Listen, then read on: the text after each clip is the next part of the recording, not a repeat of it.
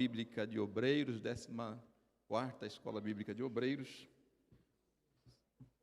Os irmãos da coordenação resolveram encerrá-la com a palavra do pastor da igreja.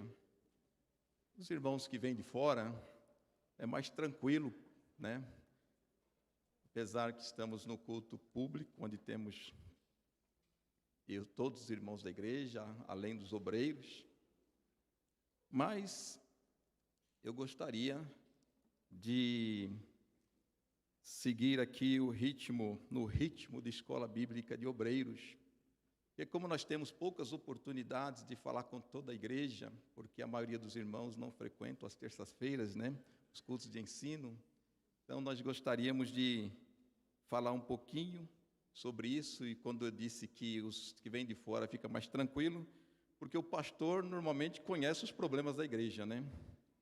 Então, se em algum ponto aqui nós formos mais diretos no assunto, alguém pergunta assim, será que o pastor está tratando esse ou aquele assunto? O pastor, eu disse sempre aqui, né? O pastor não é o pastor da China, não é o pastor do Japão, não é o pastor da Alemanha, é o pastor da Igreja Evangélica Assembleia de Deus de Mauá.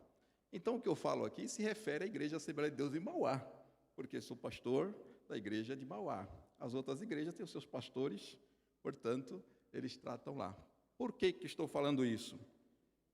A princípio, eu preparei um material que eu fiz questão de deixar escrito na apostila que foi distribuída para os obreiros, porque eu não sei se vou conseguir finalizar, pois a programação do culto hoje é um pouco apertada, mas eu entendi que é um assunto que nós precisamos estar tratando.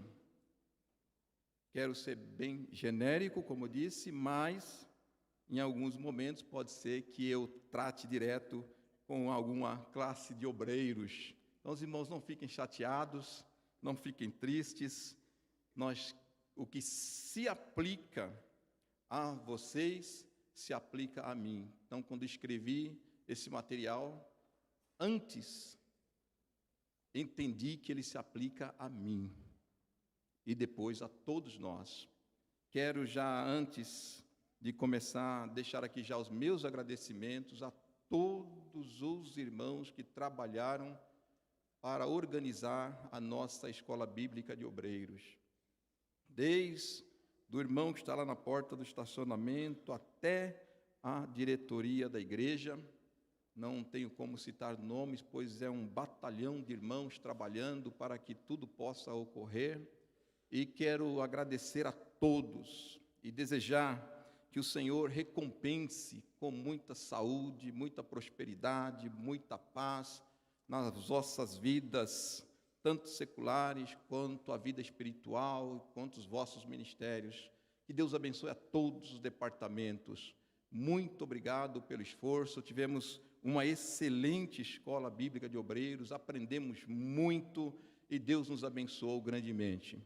Portanto, meus irmãos, quero convidá-los para lermos um texto bíblico que está em Atos dos Apóstolos, no capítulo 11, a partir do verso 19. O título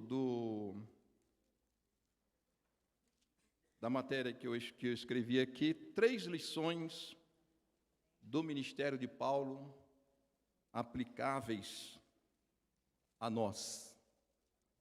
Dentre muitas outras lições, evidentemente, que o apóstolo Paulo, que o ministério do apóstolo Paulo pode nos ensinar. Se os irmãos estão habituados a pesquisas, poderiam tirar muito mais, mas eu escolhi esses 3 e, à medida que o Espírito Santo nos abençoar, nos conceder, e o tempo, nós vamos avançando. Escrito fica mais fácil para a gente ser um pouquinho mais conciso, né? Não devagar muito. Capítulo 11, verso 19 de Atos dos Apóstolos. Eu vou ler o texto até o verso 25. E os que foram dispersos pela perseguição que sucedeu por causa de Estevão, caminharam até a Fenícia, Chipre, Antioquia, não anunciando a ninguém a palavra, senão somente aos judeus. E havia entre eles alguns varões síprios e cirenenses, os quais, entrando em Antioquia, falaram aos gregos, anunciando o Senhor Jesus. E a mão do Senhor era com eles. E grande número creu e se converteu ao Senhor. E chegou a fama destas coisas aos ouvidos da igreja que estavam em Jerusalém, e enviaram Barnabé até Antioquia, o qual, quando chegou e viu a graça de Deus, se alegrou e exortou a todos que permanecessem no Senhor com propósito de coração, porque era homem de bem e cheio do Espírito Santo e de fé, e muita gente se uniu ao Senhor. E partiu Barnabé para Tarso, a buscar Saulo, e achando-o, conduziu para Antioquia. E sucedeu que todo um ano se reuniram naquela igreja e ensinaram muita gente. E em Antioquia foram os discípulos pela primeira vez chamados cristãos. Amém? Meus irmãos, a primeira lição, eu dividi em 3 lições esse estudo. Deus faz o nosso nome grande sobre bases estabelecidas por anônimos.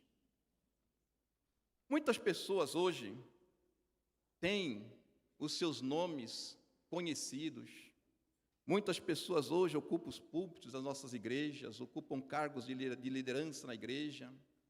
Todos conhecem, participam e fazem obras que todos podem ver, e o seu nome muitas vezes é aclamado, o seu nome é respeitado.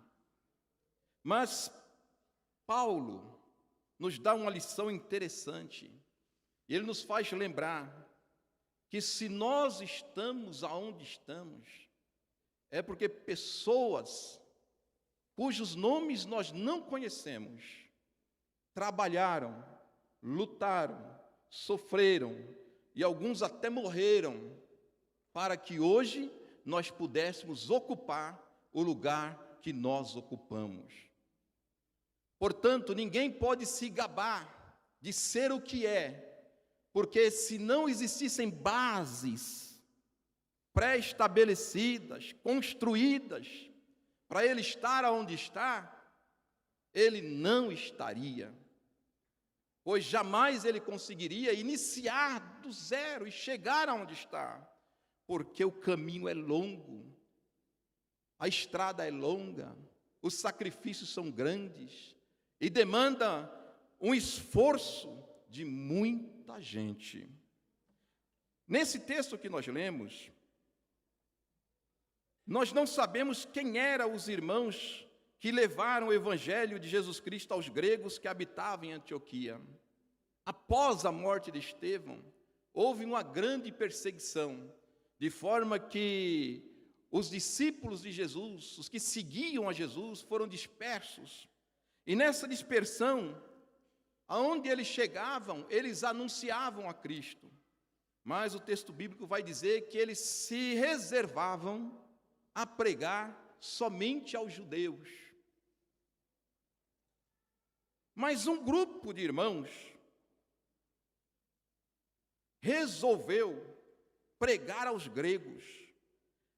A Bíblia não faz nenhuma referência ao nome desses irmãos, simplesmente vai dizer que havia alguns varões síprios, cirenenses, os quais, entrando em Antioquia, falaram aos gregos, anunciando o Senhor.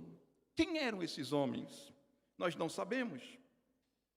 A Bíblia não faz uma referência aos nomes, família, posição social ou eclesiástica. No entanto, não fosse o trabalho desses irmãos, provavelmente a igreja de Antioquia não existiria. E, consequentemente, todo o velho mundo evangelizado a partir desta igreja continuaria sem conhecer a Cristo. A igreja de Jerusalém não teria mandado Barnabé, porque quando aqueles irmãos pregaram o evangelho aos gregos, e os gregos se converteram, e os discípulos foram informados do grande movimento que acontecia em Antioquia, de conversões, então resolveram enviar Barnabé para ver o que estava acontecendo lá e acompanhar o movimento do qual ouviram falar e, consequentemente, não teria necessidade do apóstolo Paulo ser convidado por Barnabé para ir ajudá-lo no discipulado dos irmãos que estavam em Antioquia. Então, a primeira lição, uma lição que se aplica à nossa vida, uma lição que se aplica ao nosso ministério, a todos os irmãos. Nós chegamos aonde chegamos. Se o seu nome é importante, se o seu nome é conhecido, se você exerce uma função de destaque, é porque pessoas que você não conhece primeiro trabalharam, primeiro lutaram, e alguns sofreram muito para que você pudesse chegar aonde você chegou. Em João, no capítulo 4, verso 38, até gostaria que os irmãos deixassem a sua Bíblia aberta. Como eu falei, vamos no ritmo da escola bíblica. No capítulo 4, vai falar sobre a mulher samaritana. Aquele episódio da mulher samaritana. Eu vou ir e voltar em alguns textos desse capítulo. No capítulo 4, verso 38 de João, do Evangelho de João, vai dizer, Jesus vai falar a seguinte expressão: eu vos enviei a ceifar onde vós não trabalhastes. Outros trabalharam, e vós entraste no seu trabalho. Aqui é um fato interessante, que quando Jesus ouviu falar que os fariseus começaram a divulgar que Jesus batizava mais discípulos do que João, ainda que Jesus mesmo não batizava, eram os seus discípulos que batizavam, Jesus resolveu sair da onde ele estava e ir para a Galileia. E o texto vai dizer que era necessário passar por Samaria. Necessário não no sentido de que não tivesse alternativa. Necessário porque Jesus sabia o que ele faria em Samaria.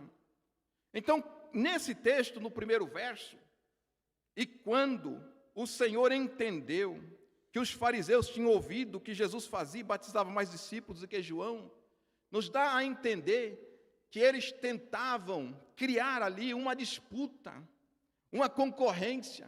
Quem é maior, Jesus ou João? Quem batiza mais? Quem batiza menos? Quantos hoje avaliam o seu ministério, o seu serviço, pelo número, pela quantidade, pelo valor financeiro? E nem sempre as coisas são medidas desta forma. E Jesus, então, eu digo sempre que, como um pai que pega um filho, depois de ouvir alguma afirmativa dele, e fala, eu vou te explicar como funciona isso. Jesus pega os discípulos e segue com eles, e vai passar por Samaria. E quando chega em Samaria, lá no poço, na cidade de Sicar, no poço de Jacó, os discípulos saem para fazer compras, comprar alimento, e Jesus então para ali. E chega a mulher samaritana para pegar água naquele poço. E Jesus então diz a ela, dá-me de beber. E ela olha para ele e diz, como pedes para mim água para beber, sendo eu samaritana e tu judeu? Porque os samaritanos não se comunicavam com os judeus. Mas Jesus então começa a explicar para ela o que ele estava fazendo ali. Não queremos entrar aqui no mérito da vida da mulher, mas ela precisava de salvação. Ela precisava de libertação. E Jesus sabia disso. E aí naquele poço, na conversa com a mulher samaritana, ela entende que Jesus é o Cristo. E ela sai, vai à cidade e chama todas as pessoas. Eu vi um homem que me falou tudo a respeito da minha vida. Porventura não é este o Cristo? E todo o povo foi até Jesus. E chegando ali, Jesus falou com eles. E eles pediram que ele ficasse alguns dias ali. E eles disseram: nós agora cremos não pelo que tu falou, mas porque nós vimos e nós ouvimos. E houve um grande movimento naquela cidade, de forma que muitas pessoas foram salvas. E os discípulos chegando, Jesus começa a conversar com eles. E no versículo de número 31 a seguir, ele diz assim, aliás, vamos ler do 34.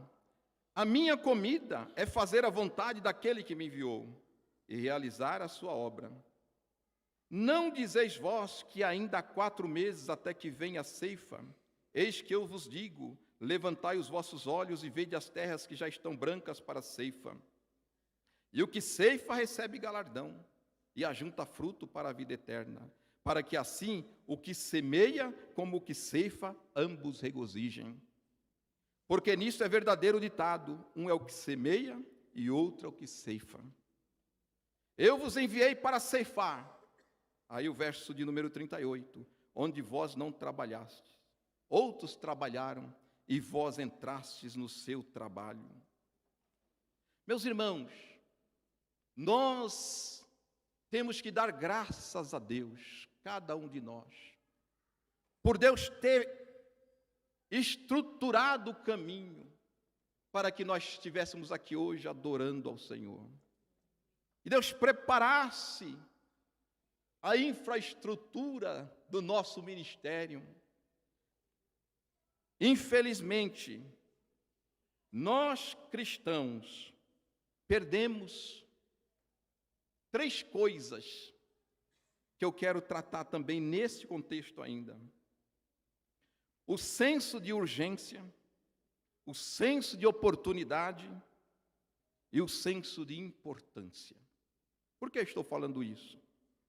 Porque quando nós temos, meus irmãos, bases prontas para avançar, nós temos que perceber que é a nossa oportunidade, que Deus nos colocou ali agora. O tempo é de vocês. Não adianta nós ficarmos evocando os que passaram e nem os que virão, porque quem vai ter que fazer a diferença nesta geração somos nós, são vocês. Mas para isso nós precisamos entender a urgência. E no versículo de número 35, Jesus chama a atenção dos discípulos. Não dizeis vós que ainda há 4 meses até que venha a ceifa? Eis que eu vos digo, levantai os vossos olhos e vede que as terras já estão brancas para a ceifa. Nós vivemos em uma época em que nós estamos perdendo, meus irmãos, a sensibilidade para perceber a urgência da volta de Cristo.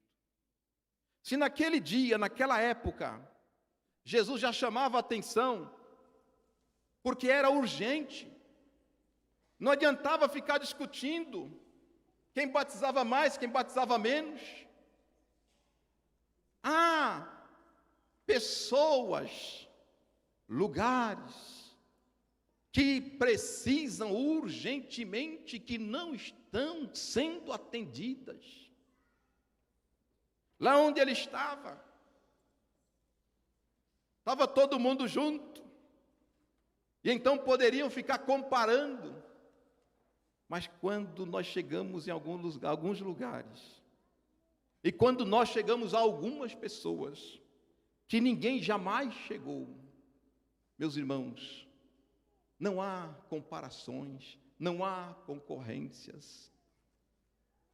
Há oportunidades, jovens, irmãos. Jesus está voltando. E nós, eu me incluo nisso, perdemos a sensibilidade para a urgência. E eu vou dar alguns exemplos. Quantos de nós poderíamos ter trazido uma pessoa na igreja hoje, porque Jesus já está voltando e eu não sei se ele terá tempo de vir outra vez, eu não sei se eu terei outra oportunidade. Quantos de nós deixou de falar de Jesus, porque nós não temos mais essa sensibilidade, estamos nos acomodando, nos conformando, estamos aproveitando as benesses que o mundo nos oferece, que o tempo moderno nos oferece, e esquecemos de que Jesus está voltando. Precisamos recuperar o senso de urgência. A outra coisa é a oportunidade. Nós também perdemos o senso, a sensibilidade para perceber as oportunidades. Jesus pega os discípulos, leva para Samaria, porque ele sabia que lá tinha uma oportunidade. É mais fácil ficarmos acomodados, é mais fácil ficarmos competindo, é mais fácil ficarmos analisando, é mais fácil ficarmos julgando, é mais fácil ir na igreja e ver o que vai acontecer, ver se vai cantar bem, se vai cantar mal, vai falar bem, vai falar mal, ver se vai acontecer o que vai acontecer, fazer um relatório do culto, depois do culto, como é que foi o culto, e as oportunidades que nós tivemos durante o dia, durante a semana, para dizer a alguém que Jesus a ama, que Jesus quer salvá-la, nós deixamos passar, e nós não aproveitamos. Meus irmãos, nós precisamos urgentemente resgatar a sensibilidade para percebermos as oportunidades. Pessoas precisam ouvir a palavra de Deus, mesmo numa cidade como a nossa, onde nós temos muitos crentes, muitas igrejas, mas há pessoas que estão aguardando alguém para ir lá e dizer: Jesus te ama, Jesus pode te salvar, Jesus pode te libertar. Precisamos despertar novamente a nossa sensibilidade para isso. Estamos tão envolvidos com os nossos projetos, que não lembramos mais da eminente volta de Cristo. Nós deixamos de pregar a respeito da volta de Cristo. São tantos os projetos, não é? São tantos os planos. Precisamos fazer tantas coisas. E muitas vezes não paramos para fazer uma reflexão sobre a urgência da volta de Cristo. Jesus, meus irmãos, está voltando. Nós estamos vendo a situação do mundo, como estão as coisas acontecendo por aí. Precisamos rapidamente despertar-nos para isso. De oportunidade, porque não temos tempo de perceber a oportunidade que temos de avançar na evangelização com atitudes simples, que às vezes consiste em simplesmente convidar alguém para ir à igreja. Eu estou com tanta raiva daquele pastor, que nem eu vou para a igreja. Eu estou tão importunado com aquilo que falaram, com aquilo que fizeram, que nem eu tenho vontade de ir para a igreja. Como convidar alguém? Como trazer alguém?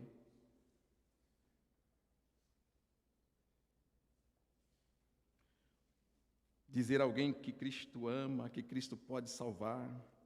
Às vezes, meus irmãos, as oportunidades surgem e deixamos de participar, ou até mesmo de lançar bases de um projeto extraordinário, porque não conseguimos entender a urgência e a importância. Aí vem mais um conceito: primeiro de urgência, segundo de oportunidade, agora de importância da nossa participação. Isso aqui é muito simples, isso aqui não tem significado nenhum. fazer aquilo lá que fulano faz é que me interessa. E as pessoas ficam lutando para conseguir posições, lugares que ele considera importante. O que é importante para você? Eu fico olhando a igreja, por isso que eu disse, me perdoem se eu tiver que tratar com alguns assuntos específicos nossos, então fique tranquilo, não fique nervosos. O seu diaconato, qual que é a importância do seu diaconato? Qual é a importância do seu presbitério? Meu diaconato, quando domingo na igreja, tenho preocupação se eu tenho que chegar cedo ou chegar tarde, tenho preocupação se o ambiente da igreja está tudo em ordem ou não, se a porta está aberta ou fechada.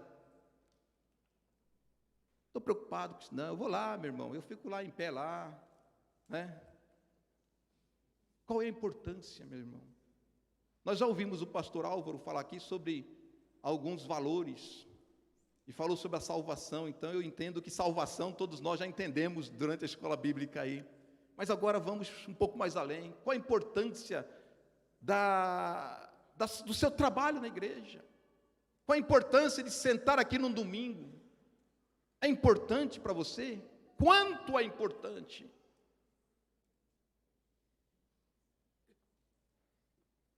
Eu poderia estar em outro lugar, para mim não faria nenhuma diferença, ou eu faria qualquer sacrifício para estar sentado aqui agora. Eu lutaria com todas as forças para estar aqui, ou simplesmente vou vir porque não tenho o que fazer? Quanto é importante o seu relacionamento com Cristo, quanto numa escala de importância, aonde você coloca a sua vida espiritual, aonde você coloca a sua atividade na igreja, aonde você coloca a sua obrigação de levar as pessoas que estão precisando de Jesus Cristo. Quanto é importante isso para você? Isso porque nós não conseguimos visualizar até onde uma simples atitude afetaria o ambiente, as pessoas e a história. E baseado nisso, nós vamos então para Atos, no capítulo 11. Atitude simples, meus irmãos. Deus faz o nosso nome grande sobre bases estabelecidas por anônimos. Às vezes o que você vai fazer, você acha que é tão sem significado, mas isso vai provocar, meus irmãos, uma revolução talvez tão grande, que só o tempo, só o futuro vai mostrar quão nobre foi a sua atitude. Então, valorize as pequenas atitudes. Paulo, agora, no capítulo 19, no capítulo 11, a partir do verso 19, sigo para a segunda lição. Deus tem o tempo certo, a situação certa e a pessoa certa para nos conduzir ao exercício do ministério para o qual nos chamou. Então, primeiro, quando você chegar lá, saiba que anônimos trabalharam para que você pudesse chegar. Segundo, fique tranquilo, porque Deus vai preparar a pessoa, a situação, o tempo para te conduzir para o ministério para o qual Ele te preparou. Saulo, após convertido, começou a pregar a Jesus, que este era o Filho de Deus, nas sinagogas de Damasco. Vocês conhecem bem isso, nós não vamos repetir a história da conversão de Paulo. De forma que os judeus que ouviam ficaram confundidos, sabendo que em Jerusalém ele era o que perseguia os seguidores de Cristo. E sabiam também que teria vindo para levá-los presos aos principais dos sacerdotes, conforme está lá em Atos capítulo 9, verso 21. de forma que Saulo se esforçava ainda mais para convencê-los, porque eles não podiam acreditar.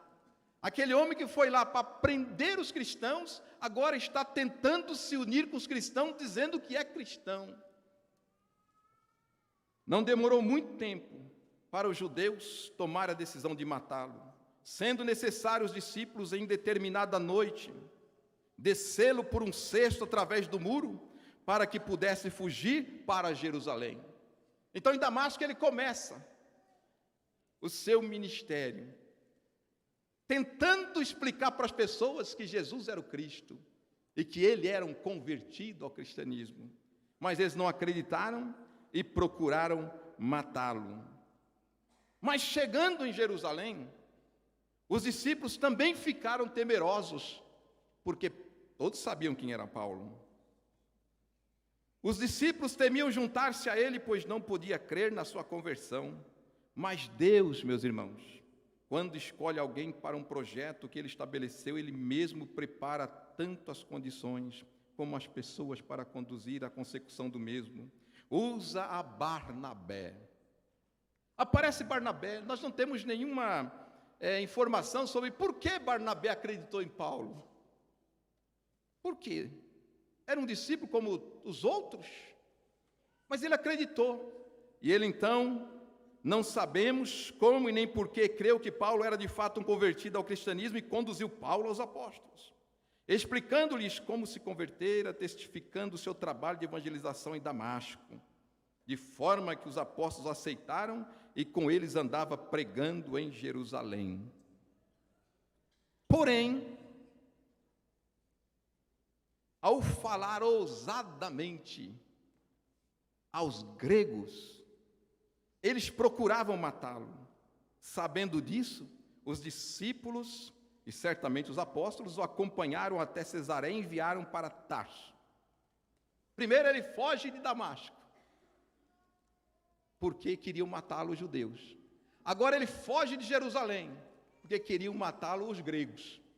E eles levam Paulo para Tarso, a cidade de origem de Paulo, a cidade de nascimento de Paulo. Aí, meus irmãos, nós não sabemos o que Paulo estava fazendo ali. Mas o texto diz que a partir daí as igrejas de Jerusalém ficaram tranquilas. E Paulo estava lá em Tarso. Neste ponto da narrativa podemos perceber que Deus, que nunca perde o controle de todas as coisas, e nunca deixa os projetos sem conclusão, começa a movimentar e sensibilizar os apóstolos para a evangelização dos gentios, através de Pedro pregando a Cornélio. Ato contínuo, a narrativa bíblica mostra o evangelho sendo pregado em Antioquia, na Síria. Paulo está em Tarso. Então eu imagino, me permitam aqui conjecturar um pouco, que Paulo era um fabricante de tendas. Imagina que Paulo chegou em Tarso e começa a cuidar da sua vida. Ele precisa viver, precisa tocar a sua vida. E quem sabe ele não começou a fazer as suas tendas. Quem sabe não estava até indo muito bem fazendo tendas. E quem sabe, né, vamos viajar um pouco aqui, não montou lá uma firminha de tendas. E quem sabe não estava até indo muito bem, era perto do porto, tinha a logística, era muito boa, né? E provavelmente as tendas que Paulo fazia eram muito boas. Ele mesmo disse que para se sustentar essas mãos, né, lhe ajudaram. E ele está lá tranquilo, mas de repente surge uma igreja em Antioquia. E por incrível que pareça, a igreja de Jerusalém fica sabendo do grande número de crentes que se convertem em Antioquia e gentios, e manda Barnabé para Antioquia. Eu não creio que eles mandaram Barnabé lá simplesmente para cuidar da igreja. Eu tenho para mim que eles mandaram Barnabé para ver o que estava acontecendo lá. O que é este movimento? Porque a igreja, meus irmãos, dos judeus, nunca aceitaram por inteiro a conversão dos gentios. Prova disso é que o sofrimento de Paulo, a carreira de Paulo, até a sua morte, em determinado momento, se desvincula totalmente dos apóstolos. Eles nunca aceitaram. Então, provavelmente mandaram Barnabé para ver o que estava acontecendo lá. Que movimento é esse? E Barnabé, ao chegar lá, viu aquela igreja grande, aquele número grande de pessoas se convertendo.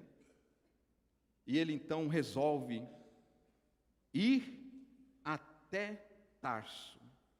Versículo 25 do capítulo 11. E partiu Barnabé para Tarso, a buscar Saulo, e achando-o, conduziu para Antioquia. Agora eu gostaria de fazer uma observação com os irmãos. Vocês imaginem a situação de Paulo agora em Tarso. Fugiu de Damasco porque os judeus queriam matá-lo. Fugiu de Jerusalém porque os gregos queriam matá-lo. Aí levaram ele e falaram: volta lá para a sua terra, fica lá, né? E ele fica lá.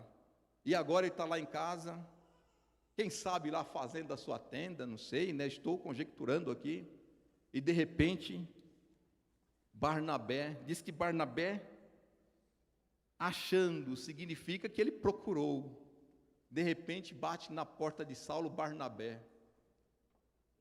E Paulo escuta o que Barnabé diz: olha, em Antioquia, um grande número de judeus, um grande número de gregos se converteram, e você é a pessoa certa para ir ensiná-los. Será que Paulo aceitou isso logo de primeira? Ou será que ele começou a fazer uma análise da sua vida, das perseguições, de ter que descer o muro dentro de um cesto, de que ter que ser escoltado para não ser morto? Mas não sei como. Paulo acompanha Barnabé e vai até Antioquia. E o texto vai dizer que eles ficaram um ano inteiro ensinando muita gente. E em Antioquia foram os discípulos pela primeira vez chamados cristãos. Os planos de Deus, meus irmãos, jamais podem ser frustrados. E por isso ele escolhe, através dos apóstolos, Barnabé. E nos mostra as qualidades de um homem que é Barnabé, para conduzir Paulo ao seu ministério.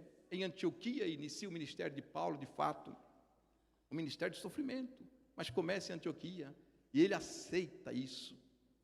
Então, prezado irmão, eu quero ser bem sucinto, pois preciso terminar. Não fique apavorado, não. Porque Deus prepara o tempo, prepara a pessoa, para que aquele projeto que você vai realizar aconteça. Paulo poderia dizer para Barnabé: eu não vou mais, eu estou desistindo, não vou tentar de novo. Os gregos já quiseram me matar, agora eu vou lá ensinar os gregos, aqueles que não quiseram me ouvir, que quiseram me matar, eles mesmos. E ele aceita.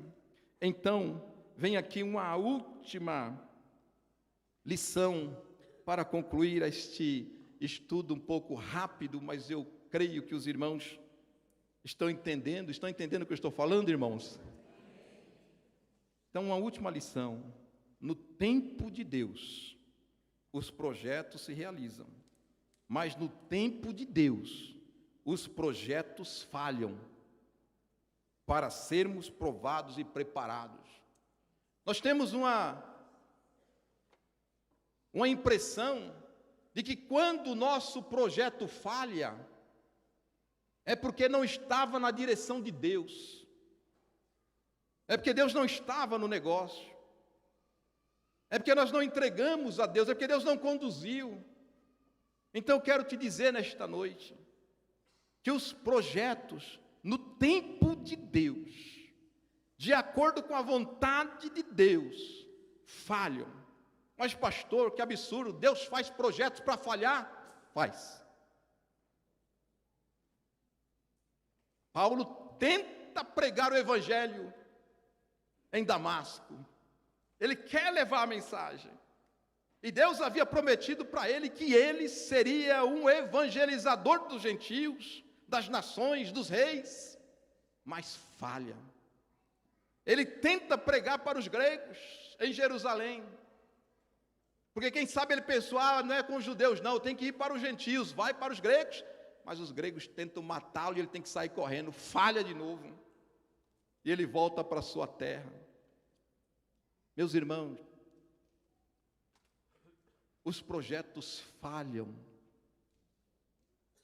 Se você estiver na direção de Deus, se você estiver debaixo da vontade de Deus, eles podem falhar sim. Talvez tenham pessoas hoje aqui, tanto na sua vida ministerial, na sua vida secular, com projetos que falharam. E talvez por isso, como Paulo, você voltou lá para a sua origem e não quer mais se preocupar, não quer mais correr risco, não quer mais sofrer. Mas eu quero te dizer uma coisa: Barnabé vai chegar lá. Vai chegar um Barnabé batendo na tua porta e vai te dizer, vamos lá agora. E você vai falar, eu já tentei uma vez, não deu certo. Eu já tentei 2 vezes, não deu certo. Não, era para não dar certo mesmo, pois você precisava aprender a suportar, aprender a ter resistência, aprender, porque o sofrimento que Paulo teria, se nós fôssemos analisar a história dele, meus irmãos, ele precisou de muita escola para suportar. E ele pôde dizer depois que ele em tudo foi treinado. Aprendeu a ter abundância, aprendeu a ter falta, aprendeu a viver na bonança, aprendeu a viver na pobreza, na enfermidade, na saúde. E ele pode dizer com toda tranquilidade, tudo eu suporto, tudo eu posso, naquele que me fortalece. Então, prezados, 3 lições para encerrarmos essa escola bíblica de obreiros. Anônimos fizeram as bases para você ter sucesso. No tempo certo, Deus criará as condições certas para que o seu ministério seja realizado com sucesso, o seu projeto seja realizado com sucesso. E que, se ocorrerem falhas, se falharem, não desanime, não desista. Veja que lição você pode tirar dessas falhas, desses projetos falidos. Paulo talvez poderia se considerar um projeto falido, mas não, agora é a hora, agora é o momento. Que Deus nos abençoe, que Deus nos ajude, e que nós possamos a cada dia, meus irmãos, entendermos quão importante e quão maravilhoso é estar debaixo da direção e da orientação de Deus. Não perca as oportunidades. O seu trabalho tem uma importância extraordinária. Um simples ato, pode ser o mais simples. Hoje à tarde nós tivemos aqui um pastor falando, hoje ocupa uma posição muito importante ali na convenção, na igreja do Belém, e ele diz, tudo começou no dia em que eu cheguei na igreja e pedi para o pastor se eu podia varrer o quintal da igreja. Coisas pequenas, coisas simples, mas que podem mudar vidas, mudar história, mudar uma sociedade. Talvez você nem veja. Paulo, se tivesse hoje aqui, meus irmãos, o que ele diria de tudo isso que é a igreja? Ele fala, já pensou se eu não tivesse aceitado? Sofrer, voltar para Antioquia, e de lá fazer as minhas viagens missionárias. Meus irmãos, você é importante demais para não fazer nada. Que Deus abençoe. E aos obreiros fica aqui uma lição da nossa escola bíblica de obreiros. Valorize o ministério que Deus colocou na sua mão. Não abra mão, não, meus irmãos. Não banalize, não. Deus pode cobrar muito caro daquilo que você não fez. Que Deus nos abençoe.